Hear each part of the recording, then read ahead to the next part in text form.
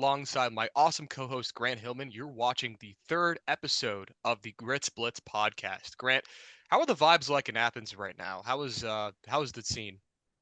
It's been pretty good. I'm enjoying my time back. It's been a crazy few weeks here, but we're gonna get hit with a huge snowstorm this weekend, as I'm sure you're aware of. Right. So everyone's been freaking out about that, but I already got all my grocery shopping out of the way. Yeah, I'm thankful that I don't have to deal with that in Tallahassee like last year, man. That was Yeah. huge. Well, while you're dealing with the snowstorm and what are you doing with the snowstorm in Athens? Looks like the Buffalo Bills are dealing with a shitstorm of their own. It is crazy what's going on in Buffalo. We're going to discuss that. We're going to discuss the pandemonium in Atlanta, a review of the national championship, and both of the divisional round and conference championship games. Let's get into the nitty gritty, starting with the Buffalo Bills. What the hell are the Bills doing? I have no idea. I They legitimately have no idea.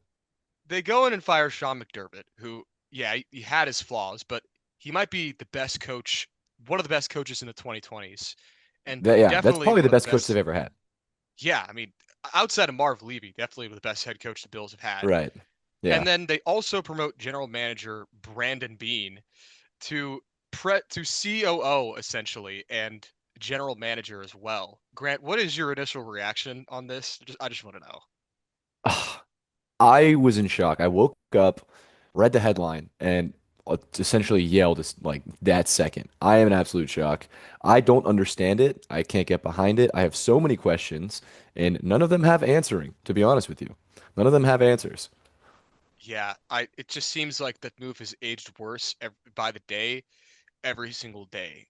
Sean Yeah. McDermott, he definitely has his flaws. I will say that I've been on record saying that McDermott, like he's had some fireable fences at points. Like why in the world is Yeah, your of course. defense choking? Why in the world is your defense so bad in the playoffs if you're a defensive minded coach? I But agree. the thing is, like McDermott brought like a culture and a calmness to him that I don't know how the Bills are going to be able to recover that. That wasn't Bean. No. That was McDermott. He was the one developing talents such as Matt Milano, guys like Ed Oliver, Maxwell Hairston. I mean, like, and it's crazy to me that this was just a very shocking move in my opinion, and it feels like it's got Terry Pagula's hands all over this one. Yeah. No, I feel you on that one. I honestly, I'm still in shock by it. I cannot, like, I have so many issues with it. First of all, the reason the Buffalo Bills lost was not because of coaching. They did not have a roster to win a Super Bowl. There No, was no way that roster was winning a Super Bowl. They were lacking in multiple fields, specifically wide receiver. There's no reason why they still haven't gotten this wide receiver problem figured out. Genuinely. There's been so many good wide receivers hit the market in the last 4 years, and they have not tried to get their hands on one of them. If they had George Pickens right now, they'd be in the Super Bowl. 100%. George oh, Pickens would be absolutely. having the craziest season of a receiver we've seen in years. But instead, we're looking at a team that the game relied on Brandon Cooks. Like, do you hear your like? Do you hear this? The Buffalo Yeah, Bills were not meant to make a Super Bowl this season, and it's Brandon Beane's fault. Legitimately, it is the general manager's fault. And then after seeing that headline where McDermott criticized the roster, and apparently Brandon Bean Brandon Bean was not very happy about it, and that might have contributed to his firing. And then seeing how the owner handled was it Keon Coleman yeah. or was it I Shakir? feel so bad for that dude, Keon Coleman. He's Yeah, just getting it was put on Keon Coleman. blast right now. I don't know why they're making an example out of him, but No, your owner about your young receiver who still has plenty to develop. I mean, what, year two for him? Year you one? would think that Keon Coleman is like the biggest bust in the world. I mean, Right. sure, he had a rough sophomore slump, but when you look at all of the 2020, literally everybody from the 2024 draft class had a sophomore slump. Right. I There's only one person that got over 800 yards in that class from 2025. You want to guess who it is? I could not guess. Yeah, it wasn't Lad McConkey. It was Tyrone Tracy, the Giants running back. So literally everybody That's had a crazy. sophomore slump, and the fact that Right. they're just over here like talking to Keon Coleman and just seeing all the different head coaching interviews here. I mean, what are your thoughts on who the Bills are trying to interview right now? Because like it looks like Mike McDaniel and Philip I Rivers. can't. Yeah. Oh my gosh. I forgot about that. I was Yeah, going to call you that moment that I saw that. I I'm in awe, legitimately. I'm in awe because to me, I don't think people really realize that this Buffalo Bills team is being held together by a thread and has been held together by a thread. And that thread very well could have been Sean McDermott. It But was. now all of a sudden, you're looking at, you're trying to find a replacement for one of the most decorated coaches in your program's history. Number two, like he is the second most decorated coach in your organization. You're trying to fill that hole, and you are what, fifth in line now? How many head coaches have been fired or hired? Like there's been Baltimore, Atlanta, Tennessee. uh, New York, Yeah, Tennessee. yeah, New York. Yep. It's They're essentially they're just like fifth in line. Browns, Raiders, Cardinals, Steelers, and them. Right. You're fifth in line right now. You Yeah, are fifth in line. That is ridiculous. A head coach isn't something that you just move on from in a few years. Like this will decimate their program. It will. And I know. again, you could have had Sean McDermott for another year who would have definitely brought you to the playoffs, possibly even an AFC championship game, possibly even a Super Bowl. We don't know. If you pick up a good receiver in the market, we know that George Pickens is going to be available. Mike Evans is going to be available. If you pick up one of those guys, you very well could have made a Super Bowl next season. But now you're looking at you don't know what you're looking at legitimately. Yeah, just the drafting from Brandon Beane over the last 3 years has been ghastly to look at. There's only one All-Pro among that entire class, and it seems like they're just being held by a few players and Sean McDermott just being Right. Sean And they McDermott. make no moves in free agency, at least big moves. They never make big moves in free agency.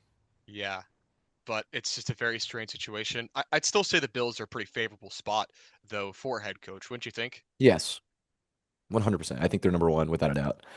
Right. Still, they were second until Baltimore obviously got their guy. But yeah, Yeah.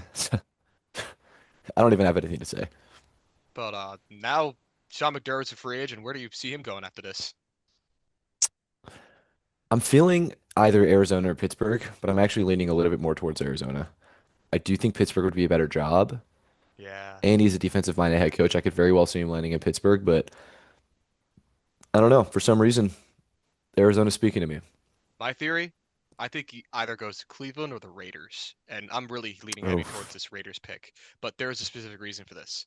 The Raiders are probably the worst franchise in the 2000s, and that's including the yeah, Browns. They haven't won a playoff game since 2003 when I was born, when they lost to Tampa Bay in the Super Bowl. And they've only made the playoffs 3 times and haven't won the AFC West in that entire time frame either. Sean McDermott inherits the yeah, Bills, and they hadn't won a playoff game since 1995, hadn't even made the playoffs since 1999. And he gets them to the playoffs immediately with Tyrod Taylor as a starting quarterback. I think that the that's right. Raiders would be a very interesting place for McDermott to work his magic over there. And I think that would be a very Yeah, and interesting Vegas hire. is honestly a slept on uh landing spot for coaches because you've got your first round pick. You get to draft your quarterback, even though it's not really like much of a choice. You know who you're Yeah, getting, and you it's have Mendoza or plenty of Mendoza. cap. Right, you have cap. You've got the first overall pick. Like you do have plenty to work with. If you want to start over, Las Vegas is 100% the place. And I have a feeling that if he gets in, then Max Crosby might stay. Brock Bowers, they still have Brock Bowers too. They could definitely get a couple of those players to stay and reset the culture with McDermott. But Definitely. as for the Bills, where do you think they go as head coach? And why is it not Philip Rivers?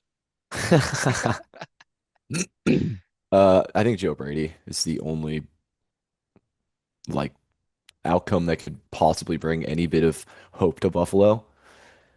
I don't know. I mean, there really isn't that many other people in the market anymore. You have what, Raheem Morris, like Maybe Brian Dable? Brian Dable. Oh, that's a good point. Brian Dable could definitely land up there. That's a really good point. I don't know. Dable would be yeah. I don't think the Bills' offense is particularly worse without Dable. I think I could, like, take it or leave it. But Dable has more head coaching experience with the Giants, so that's what Yeah, I'd lean towards him versus Brady. But both of those would be good. I don't think that any other head coach should even be considered in Buffalo's hiring process right now. Not I even Mike agree. McDaniel. I don't think that would. Yeah, I would say I do think there's upside to Mike McDaniel. I think there's a lot of upside, but first of all, you're stealing him from a division rival, which just doesn't sit right to me. Yeah, it's like sloppy And seconds to that. yeah, legitimately, you're sloppy seconds to Miami too. Like, but on top of that, yeah, I don't know. I've told you like my issues with McDaniel. I think are not. I don't believe in the headlines over like this last season being his fault. I really think that there was a general managing problem. That being said, yeah, I don't know. It just feels we're getting Miami's coach they just fired. Right. And McDaniel's issues in the cold were very apparent. Like that was an actual issue that happened in Miami. And now that Right. he's gonna go to Buffalo, like how in the world is he gonna be able to teach those guys? Right. Yeah, that was a legitimate problem. But that would be interesting to see if McDaniel get hired by Buffalo. But a lot of chaos going on in Buffalo. Meanwhile, Atlanta is seeing a lot of mixed reactions. There's some that are calling this the best hire in Atlanta history. Some calling this like another bad Falcons hire. They hired Kevin Stefanski to be their new head coach, Cleveland Browns head coach. What are you most excited about this hire? Because I know you were excited already about this. Oh my gosh, I'm thrilled. Well, to start off with, an offensive-minded head coach. Not only that, but Stefanski runs the type of awesome offense I like, which is heavily under center, lots of play action.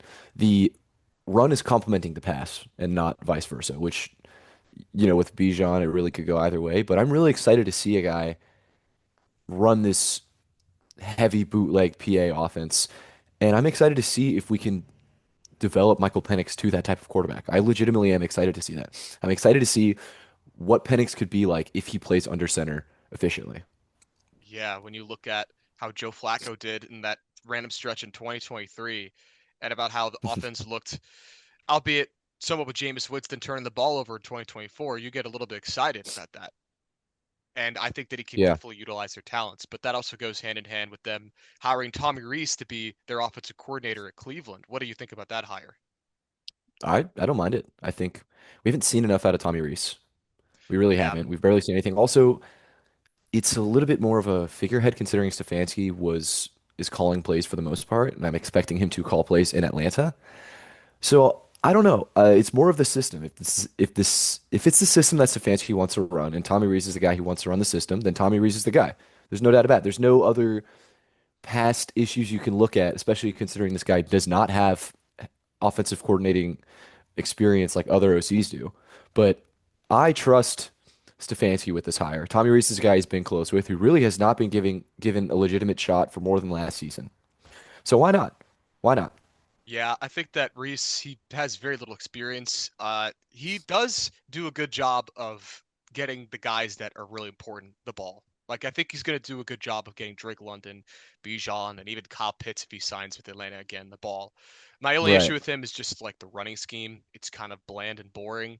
But again, Reese might not be the Yeah. one calling plays. He could be sort of like a Dave Ragone of this offensive system, and Kevin Right. Stefanski will be calling the show. So I could take it Yeah. or leave it. Bill Callahan too as the Yeah. offensive line coach. I mean, he's had experience coaching great O lines, but his time in Tennessee was a disaster. Yeah. Although, if you happen to pay Dan Moore $52 million, I think any line would be a disaster there. Yeah, I trust. I mean, I still think Callahan could very well be one of the best offensive lineman coaches in the league. And another thing that I'm excited for out of Stefanski actually is uh Stefanski was able to run his offense well with any quarterback, if that makes sense. The fact that Joe Flacco was able to walk in there and operate, and the fact that he's had so many quarterbacks in the last 4 years or however long, this offense can work with other quarterbacks. And that makes me excited because I think Penix has a lot of potential. And I think giving him an offense that's really, really, really comfortable and a lot, like very forgiving, is going to be important for Penix's development. And I could very well see Penix develop very well into a starter. Yeah, I think that Penix, you got to just teach him how to be able to throw the whole shots in the middle, like to the comebackers or to those big routes down the middle to Right. Drake London. You got to be able to teach him how to do that because you know that he's got the deep ball accuracy, but he can't Yeah. just have that. That's just my No. biggest No, takeaway no, with that. no. I If agree with you. Stefanski can do that, the Falcons will be very successful. Yeah. Do you see the Falcons making the playoffs in Stefanski's first season or even next season? Like, does this Why definitely not? move the needle for you? Fair enough. Why Yeah, not? the NFC South is The- pretty rough right now. right. And I mean, we have I'd say the best young team. We have the youngest, most exciting team in the NFL. Maybe behind New England, but We have some of the best players at every single position in the entire league. Why not? Indeed. Why not us?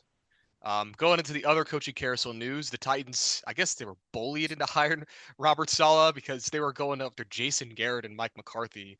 But thankfully, they made the right decision with Robert Saleh, I think. Meanwhile, the Dolphins hire Yeah. Packers DC Jeff Hafley to be their head coach.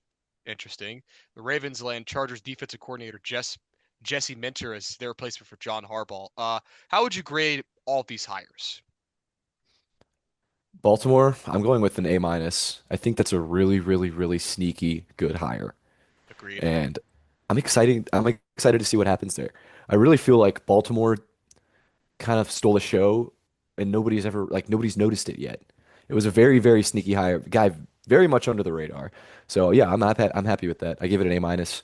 As for Miami, I'd have to say C minus. Yeah. I don't really know what Miami was thinking, to be honest with you.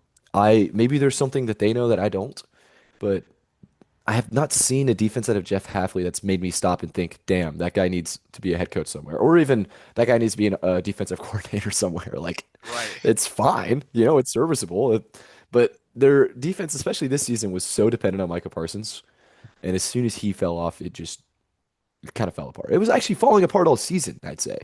Yeah, it just cratered. But I don't really understand the Jeff Hafley hire.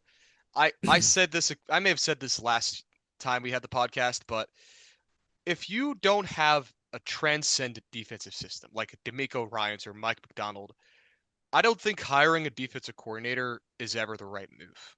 Yeah, I think unless you're one of the elite defensive coordinators, literally like unbelievable because the quarterback is the most important position in the on the team. So you need an offensive coordinator to be able to coach the quarterback. That's why Ben yeah. Johnson has worked.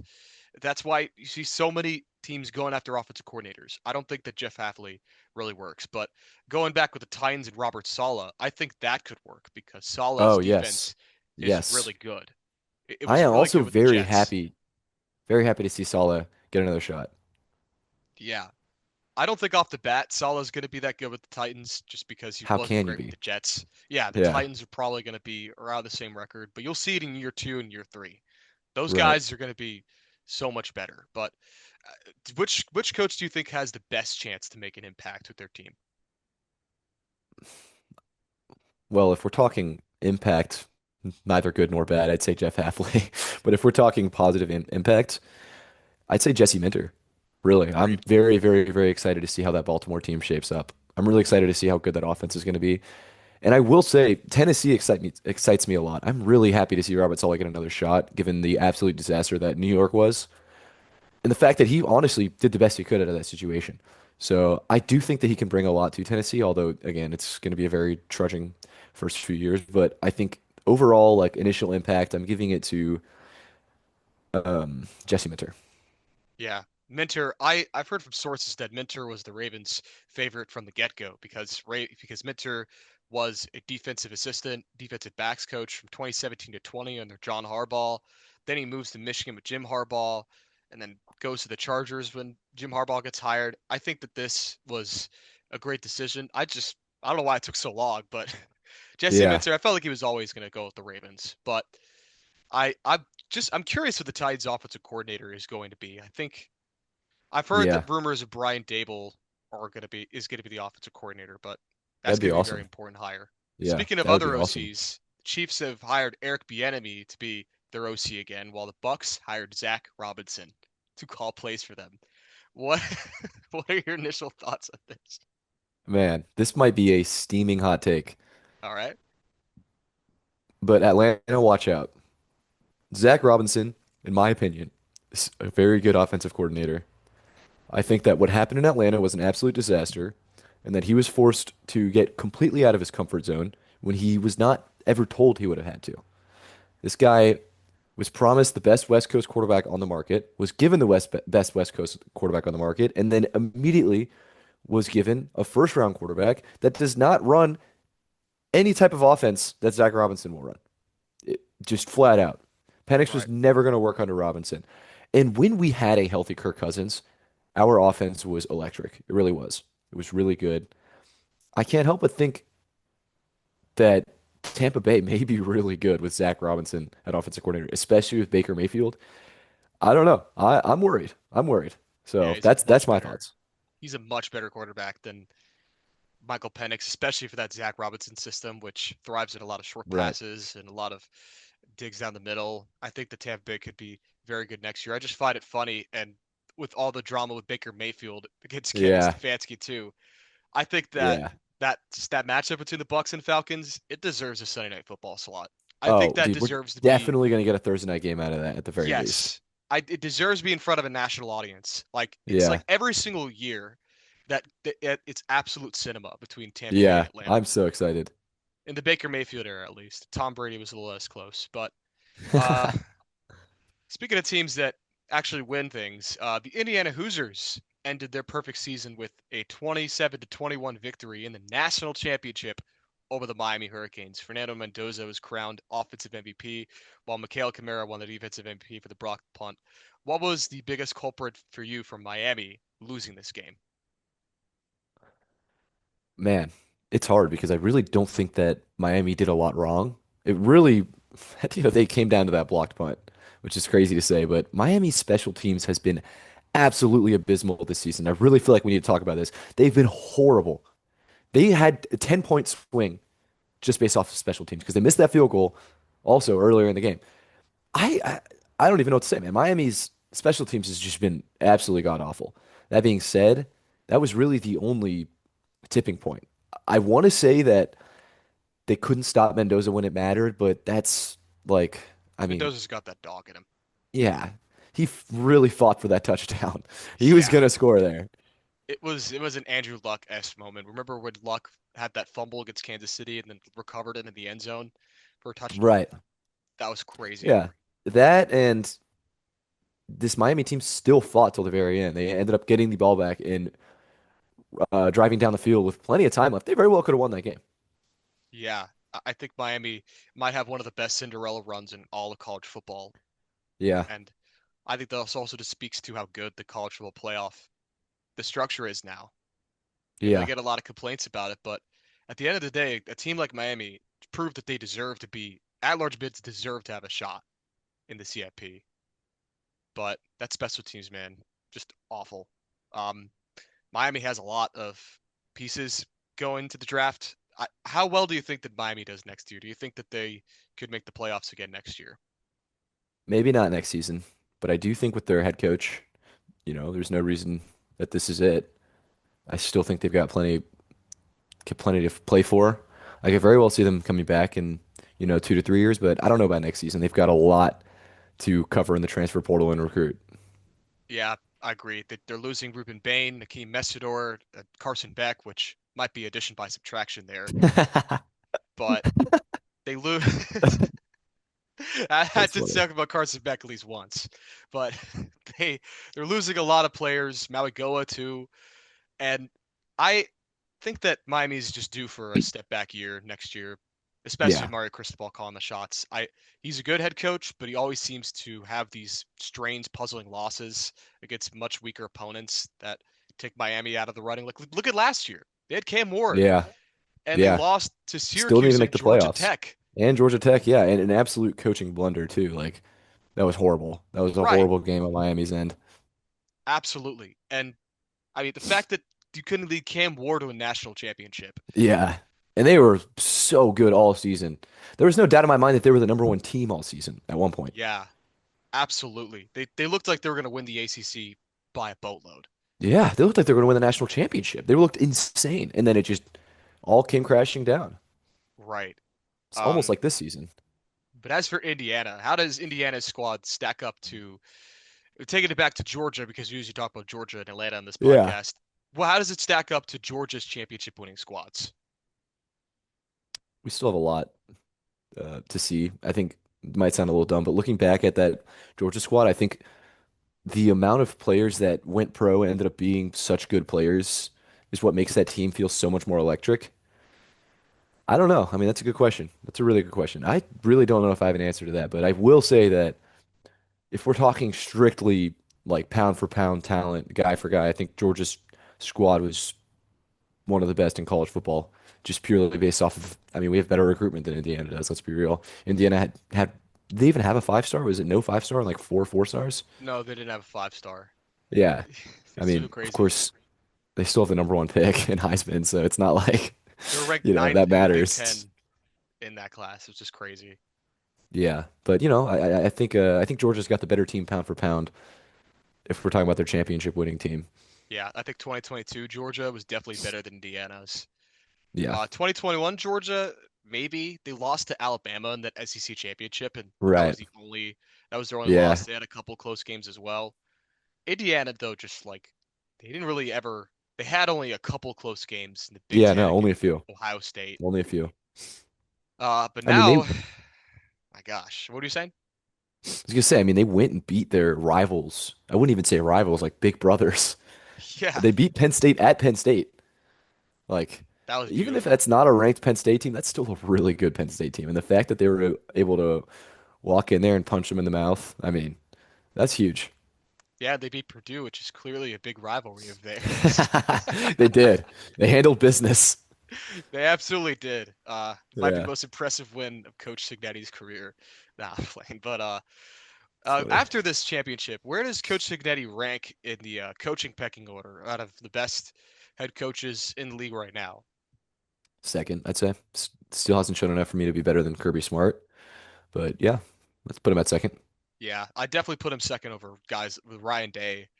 Even Yeah, though Ryan Day won the 100%. championship last year, he still It has doesn't matter. They some. had the best team in college football.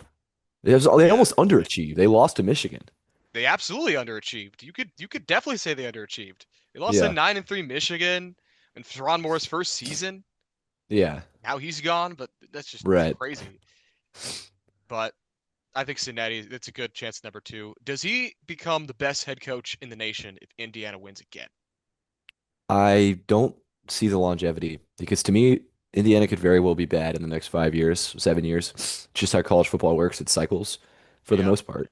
Although there are a few guys who can stay at the top and not leave the top. And Kirby Smart is one of those guys. So even past the back-to-back national championships, it's more of the fact that Georgia is unanimously a top 5 team every single season, without a doubt. And it's been like that for 10 years. Yeah. Georgia's literally made the SEC championship the past 5 years. I don't Yeah. see Kurt Signetti. I don't see Kurt Signetti making it to the Big Ten championship for the next 5 years. No, it's not guaranteed at all. And I'm curious if Indiana takes a step back next year or Yeah. ends up getting to the spot again. Because Very well could take a step back. yeah, it's just a situation where Signetti, a lot of his guys are leaving in the draft, like Yeah. Fernando Mendoza, Elijah Surratt, maybe Omar Cooper, and Kalen Black. A lot of guys are Yeah, entering the definitely. transfer portal or going to the draft. Um, but we're done with the college football season. Now we're into the race to the Super Bowl. The NFL playoffs came and went with the divisional round, and while there were only two games that were actually close and really fun, it brought a lot of drama with it. Let's start with the Buffalo Bills lost to Denver Broncos in overtime, 33-30. I know we talked about what that caused, but what were the biggest reasons why Buffalo lost this one? They did not have a wide receiver one, and they have not had a wide receiver one. Again, Right. that ball was intercepted. That was thrown to Brandon Cooks as your that's your deep ball guy. This team is lacks so much depth. That's what lost them that game. Also, Josh Allen did turn the ball over 5 times. I don't think that we can blame that. I don't think we can blame Josh Allen and say because I mean he's a you're one guy in a system. It's when one guy loses, the whole team loses. You can't really blame that one guy, in my opinion, at least. So I'm not gonna turn around and blame Josh Allen. However, he did have 5 turnovers, but more than anything, he's throwing the ball to nobody. I think you could also blame this loss somewhat on. I'm not really sure if it's Sean McDermott or Brandon Beam for this one, but those final two plays on both of those pass interferences, Sean McDermott calls like man on man with Cortland Sutton against Dane Right. Jackson and Tre'Davious White, two guys off the street. They didn't even have Taron Johnson on Cortland Sutton. What are you doing? Yeah. No, Like, that's of that's a good course it's point. going to be a pass interference both times. It's Cortland Yeah. Sutton. I Yeah. think that No, Sean and the guy McDermott got beat deserves bad somewhat of too. the blame. I agree. I agree. That was That was weird coverage considering the situation. I don't know if they just didn't want to play soft. I have no idea. Yeah, that was just a strange play call, in my opinion, to that. But everyone's going to be talking about the catch or no catch. What do you think? Was that a catch to No, Brandon Cooks? not a catch. It was Yeah, I not a catch at agree. all. He did not have possession. You can actually see when you slow the clip down that the defender had his hand around the ball when Brandon Cooks hit the ground, which to me shows that Brandon Cooks does not have possession. The Mhm. ball would have been knocked out when he hit the ground had there not been a defender there, in my opinion. There's no way you could say he had possession. He did not have possession. It was the same as him falling on the ground with the ball in his arms and the ball bouncing up. You don't have possession until you retain the ball. And had there been no defender, that might have he might have lost possession, but he might have regained possession. But it's not a thing of whether or not he lost possession or regained possession. It's the fact that he did not gain repossession. He lost the ball in that moment, and there was another guy who also happened to be possessing the ball right next to him. That was an interception. He Any day lost of it in the week. transit. Yes. It's crazy that like people are missing people from the Bills franchise are missing Gabe Davis in that situation. They're like, maybe Gabe Right. Davis would have been the one to make that catch. It I just mean, goes to come speak on. how bad the wide receiver era is Yeah. for the Bill. Wide receivers are for the Bills. But is this the worst loss for the Bills in the Allen era? What do you think? Yes, definitely. There's no reason they should have lost this game. I had two parlays for the uh for the playoff games, the divisional round, and not a single one of them did not have the Bills winning that. I was so positive that the Bills were going to win that game. I think that Yeah. they were going to win that game too. I think second for me would be that 2023 loss to Kansas City, Yeah, yeah, where yeah, yeah, Kansas City, definitely. it was the first time that they didn't have over 12 wins, and it was the first time they didn't get a bye in the playoff. And the Bills were at home this time instead of away, and they Yeah. lose because of of a missed field goal. They could have knocked the Chiefs out. That was the Super Bowl champion Chiefs that the Bills Yeah. could have knocked out, and they weren't able to because of Tyler Bass. I mean, that was such a Buffalo moment, to be Yeah, real. it really is a Buffalo moment. But now the Broncos literally limp into the AFC Championship with Bo Nix suffering probably the That's funniest good. season-ending injury of all time. Yeah, That no, we might could be we the could definitely say funniest that. one, outside of maybe John Wall injuring himself by while mowing his lawn. But yeah, that actually happened. But Man, was it Trayvon Diggs that got a concussion this year because his yes, TV yeah, fell on him when he was mounting it? That's got to be up there. But that wasn't season ending. no, but it was basically Cowboys' tenure ending. He got cut by the Cowboys for Yeah, that specifically. yeah. They're like you're an idiot, dude. We cannot have you on the team. But now backup Jarrett Stidham is taking his place. On the other side of the ball, the Patriots slugged out a 28-16 win over Houston. Probably looked like the worst team in the entire playoff with C.J. Stroud throwing almost Yeah. like what was it, 15 interceptions, like fumbling the ball 20 Four times. fumbles, 15 Yeah, interceptions. he might have Yeah. had the worst game I've ever seen out of a quarterback. How did C.J. Stroud melt down so badly?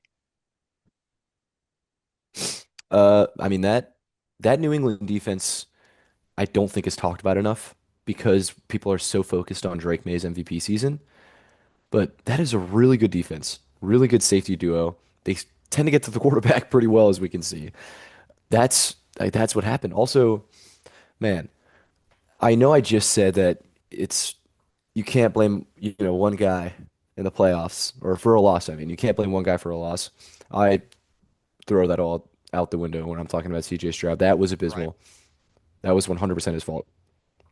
He literally that was the worst performance I've ever seen.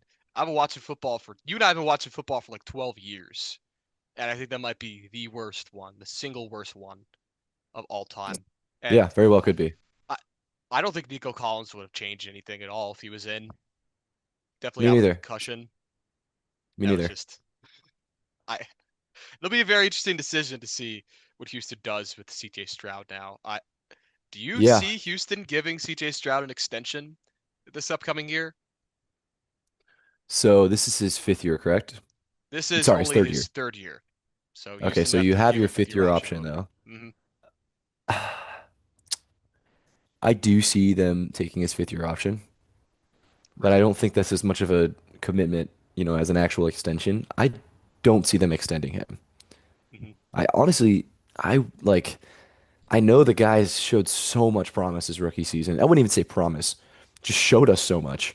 But at this point, this team could be in the Super Bowl if they had a good quarterback. This AFC run right now, man, if Houston would have won that game, they're gonna go and play Denver against Jared Stidham. They very well could have been in the Super Bowl.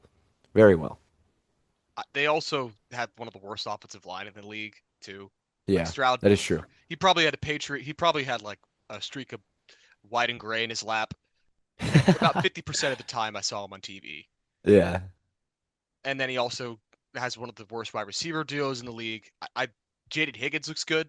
Literally nobody else in that roster I can care There's about. no run game either. Yeah, no run Obviously, game. it's because You of you're relying injuries. on geriatric Nick Chubb and Yeah, Woody which I Marks, a love to fifth see round Nick Chubb rookie. playing, but Yeah, Woody it's Marks and over. Nick Chubb is not a RB duo that sends shivers down my spine. Like, Shiver me yeah, timbers. right. I'm not worried about playing Nick Chubb and Woody Marks, especially in the playoffs at Foxborough. Like, good luck.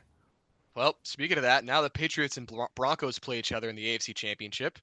Again, it feels like 2013 with this matchup. The Pats open up as 4.5 point favorites, more than likely due to the Bo Nix injury. I, just how did the Broncos win this game without Bo Nix? I don't know. It's hard because to me, New England showed in the playoffs specifically that they can win low scoring games against really good defenses. I I don't know. I mean, you just I hate to say it, but I guess turnover margin, like it's really the Agreed. only thing I can think of. Yeah, I mean, you have to rattle Drake May so much in this game. Yeah. Your defense has to carry you to that, and Not only we that, just saw that you with the have to hope. Texans. Yeah. Yeah, yeah. But you also have to hope that Bo Nix is legitimately a system quarterback. Yeah, I think Like, Bo Nix might be so nervous to watch this because like all the yeah. rumors of him being a system QB could be true. I mean, they very well could win with Jarrett Stidham considering Nix is not much of an upgrade. If an upgrade. Hell, I don't know. Stidham Yeah, might be a better quarterback. Sean McDermott thinks he's ready, man. I mean, Sean Payton, excuse me. Sean Payton thinks he's ready. I I mean, saw that. he Like might. he said, just watch. I'm like, Yeah. all right, yeah, for sure. I'll be watching. Hmm. Just watch this one. Watch this master at his work. I just find it so funny. It's so Me funny too. that Jarrett Stidham was also a Patriots backup and drafted in the sixth Yeah, round as well. it's very fitting. It's Probably the this is best his sixth Tom round Brady moment. Patriots. Yeah, literally. It's This is so his Tom Brady crazy. moment. I Yeah, just love the drama coming out of it too. me Um, too. does anything about this Patriots team worry you coming into this matchup? No, there's nothing for me to be worried about. I think Drake May could have a horrible game and they could still win, but I don't think he's going to. I think he's Yeah. gonna play efficient football like he did against Houston. He wasn't amazing against Houston, but he played efficient, clean football more than anything. I'd say that his penchant of running to the right could be a bit of a worry for me, but it was the same Yeah, thing with that's fair. Houston. And he literally did what he needed to do. That throw to Kayshon Boutte was one of the most beautiful throws I've seen in the Yeah. playoffs Oh my God. Yeah, it was this cinematic. year. But down to the score prediction. What do you got? I think that all it takes is New England to break the seal. I think that this Denver defense is obviously the best in the NFL. However, they're going to be playing a short field, and they're going to be playing a lot. I think, holy shit. Sorry. The hell is that? That's a great question. Huh. Anyways, that woke me up. Uh, I think that once, you hit the fourth quarter, there's going to be a lot of garbage time points. I honestly feel in like a 27, 28 to 14 game. I really think that New England could score four times on this Broncos defense if they've been on the field the entire game.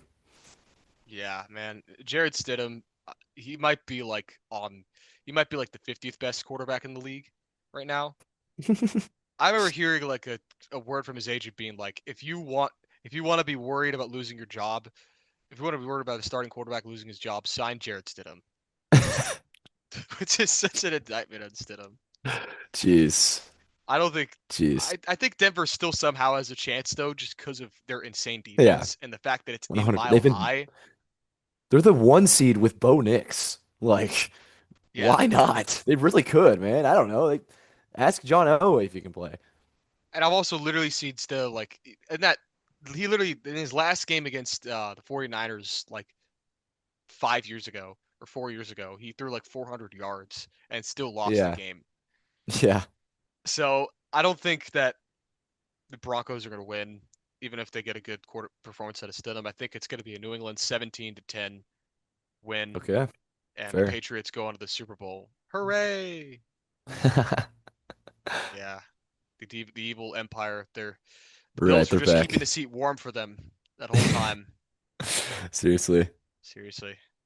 But in the NFC side, the Seahawks just sent a meteor on the 49ers, won at 41-6, and the game just felt over by the beginning of the game. Yeah.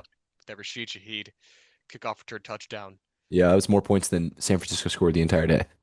I don't think I really have any takeaways in this game specifically, but what do the 49ers need to address in this on this team to try to make the NFC Championship again? Uh, maybe fire every single person on your medical team.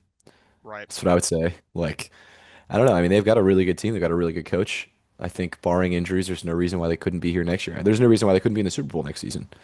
So yeah, also I do want to publicly apologize for putting any hope at all that the San Francisco 49ers would win that football game.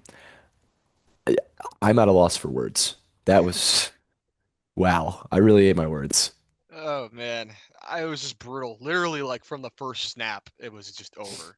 Yeah. But yeah, the Niners like they were down to a JV squad and they somehow still put up 12 wins. You could say Yeah. it's an easy schedule all you want, but that They beat very Philadelphia very in the impressive. playoffs. Literally, they beat Yeah. Philadelphia in the playoffs and they beat Seattle in week 1 too. People forget Yeah. that. That They was literally also beat Seattle. that was at Philly. Yeah. Like that was impressive. That was an impressive win. Yeah, that would have been a massive feat for them if they made it to the NFC Championship. But Yeah. now the Seahawks head there facing against the Rams because the Bears and Rams game, that was crazy. They got a lot of That was air. insane. That was one of the best air shows in the year, in my opinion. But Caleb Williams unfortunately throws a brutal interception, and Rams kicker Harrison Mevis made the game-winning field goal to send the Rams to the NFC Championship. Did the Bears lose this game by relying on Caleb Williams too much? No. I really think that was just a game where each team left everything they had on the field, and the Bears just couldn't do it at the end. I mean, it was the game was decided by an interception. It was a very close game. However, I am not happy with that play call that the interception was thrown on. I don't understand why you're even like, why do you even bother to take a shot in that point? You might as well just Right. run the ball 15 more yards. I don't understand. That was a complete coordination blunder. But I don't know. I mean, that was just everyone left everything on the field. Yeah, I mean, you're in game-winning field goal range if you just get a first down with your running Yeah, backs. Manungai and Swift have been all right. They've been decent. You could yeah. get at least 7 yards out of that. And I Maybe believe don't that there would be like, like right. yeah, maybe Don't don't take a throw a shot. long pass. Don't take a shot. Right. Don't Right. take a shot. You could Yeah. just like have a slant with like Odunze or with Burden. Right. Oh, definitely. Yeah. 100%. Yeah. I did not That was agree with sad. that. But the throw to send them to overtime might be one of the Oh, best throws I've ever seen yeah. in history. If you needed any more proof that Caleb Williams is not going to be the next greatest quarterback, there it is. So I take it you think that the Bears could keep this momentum going in 2026? Yeah, I do. However, I do want to watch out because it reminds me a little bit of Kansas City's playoff run last season, where they were kind of winning by voodoo magic one score games. And you always see the graphics on Instagram that's like if you flipped the one score records for each team, and it always makes me laugh because Atlanta is like 14 wins every single time because Yeah. we always manage to lose games by 3 points. But the Chiefs had like 6 wins last season, if we're flipping that one score game logic. So I don't know if it's sustainable in Chicago's sense because they kind of got lucky with a few of them. I mean, you're not getting another onside kick against Green Bay. You might, but I wouldn't rely on that. So I don't know. Yeah. I do think that they can make the playoffs. It really depends on what happens, especially in their division. If Detroit's decline is still imminent, if Minnesota decides to sign a veteran quarterback who brings them, 5-0 to start the season and they just decide JJ McCarthy's not it, if Green Bay a healthy Green Bay is actually going to do anything, or if they're just kind of mope around like they always do. You got a lot of teams that could really turn around that could knock the Bears out of the playoffs. Even Atlanta. Yeah, Atlanta, granted, we'd probably win the division, but yeah, I don't know. You never know. I mean, I'm not going to say that Carolina's going to be good. I'll just maybe leave it Tampa there. I'm not Bay. going to say that, but maybe Tampa Bay, yeah. So I don't know. I think they should, and they very well could. It's a very well coached team that's got a lot of promise. They need to address some things going into the offseason, but again, why not? There's no reason why they shouldn't. Yeah, they desperately need to improve the edge rushing group. I think that they need to get pass rush specialist for sure. But I think the Yeah. Bears can keep this momentum going, even with the difficult schedule next year. I believe they play against if I'm not mistaken, the AFC East. They play Buffalo and New England, and then also the Dolphins and the Jets. They also play the NFC South next year, so they get to play Atlanta, Carolina, Tampa Bay, and New Orleans. I think they could easily make the playoffs again next year because the NFC North might still be good. And Detroit, Yeah. I don't know what Detroit's going to do at OC either. I thought for sure they were going to get Mike McCarthy, but Yeah. that's he went to the Chargers and he's still looking Didn't for they a already head hire coach their job with the OC? Bills. Yeah, they hired Mike McCarthy, but They he is hired Mike also McCarthy at looking at OC. they're expected to hire him, but he's Oh, also okay, looking okay. as head coach of the Buffalo Bills. I see. Okay. That's kind of crazy. I know it's a bit of a strange situation, but I think the Bears should be fine next Yeah. season. Maybe a bit of a step back, but as long as Caleb Williams gets a little bit more consistent and the I mean, pass hell, he rush, might not even need to. yeah, like Caleb Williams is good enough on his own to lead them to the divisional round. Yeah. Should have been the NFC Championship. 100%. Now, on that, the Rams make it to Seattle, who's favored by 2.5 points to win this one. It's essentially a pick'em game. Does this spread feel a little bit too low based on what Seattle showed us in the divisional round? Yes. Yes, 100% yes. I think less of Seattle and more of the Rams.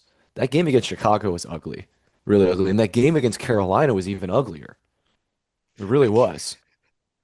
I couldn't even say I those don't know. straight I'm not face. high on them. I'm not high on the Rams either, dude. And Seattle just unleashed the sun on San Fran. The Rams literally needed a game-winning field goal to beat the Right. Bears, and it's in Seattle again.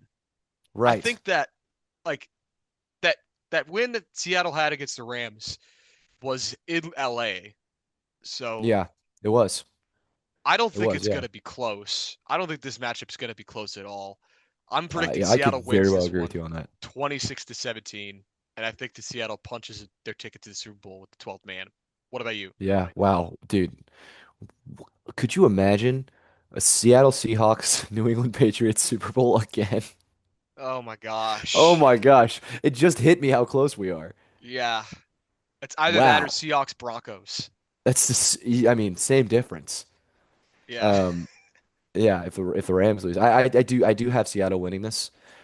I'm just not high on that secondary for the Rams, and I'm might be crazy to say this, but I can't say I'm super high on Matt Stafford in the last few games. He's just Yeah. been rattled. It's not that I think he's not still the MVP or the best quarterback in the league or whatever you want to say. It's just that I'm a little worried about how rattled he's looked, and I think that the Seattle team can 100% bring the pressure and punch him up the throat. So I don't know. I mean, I have Seattle taking this 31-24, but who knows? Yep. I think your Super Bowl pick expired with the Bills lost, and I kind of Yeah. forfeited my Super Bowl prediction. The Seahawks Broncos. Once I said the Bills would win last week. Uh, Yeah. so neither one of us doing that great in the Yeah. predictions, but we'll see. What are your winners and losers in the week, Grant? For me, the winner's got to be the Baltimore Ravens with such a sneaky head coach hire, really under the radar. Nobody's talking about it. As for my loser, it's a combination. I think Buffalo Bills might be a fair one, but I actually am going to take Atlanta against Tampa Bay because I'm not very excited to walk into this game knowing that the Tampa Bay Buccaneers have a very big chip on their shoulder. Yeah, I think that my winner is actually just the drama, the NFC South. I think that it Yeah. gets another chapter because like this division has not been interesting. It's been interesting No. just because it's been a slogfest, and It's now been you get horrible. this kind of drama between Baker and Kevin Stefanski, and Tampa Bay hiring the Falcons OC. I think that's going Yeah. to be great for the division, and not to mention the Panthers are going to find themselves in here too. Yeah. I cannot wait to see that Tampa Bay Atlanta matchup. Yeah, no, me too. Thursday night game. It's gonna be like 45-44. Atlanta wins again. Like it's gonna be awesome. In the throwbacks. Yeah, my loser is going to be the Detroit Lions. They lost out on Mike McDaniel, and I think that would have been the only real home run hire, maybe outside of Yeah. Brian Dable, but that doesn't look like an opportunity for them either. So Detroit needs to get, I think Detroit needs to get their offense a little more consistent. You Yeah. saw in like against the Vikings how bad Jared Goff did with Dan Campbell calling plays. He Yeah. does not need to be doing that. So No, my I agree biggest with you. loser is the Detroit You Lions. know your strengths, know your weaknesses. Indeed. Well, that is going to do it for our third episode of the Gritz Blitz podcast. Be sure to follow this on every social media platform TikTok. I don't know TikTok, actually. I don't think so. Um, YouTube, It'll be back. It'll on be back. YouTube, Instagram, and we'll see if we can make an X eventually. But make sure to follow me at Owen Strikes Out on X. I also post about 3 weeks, one every 3 weeks on YouTube called Tackles and Checks. Be sure to follow Granite 90 Store's social media platforms, and we hope to see you guys next week at the Senior Bowl in Mobile. There you go. Rise up. Rise up.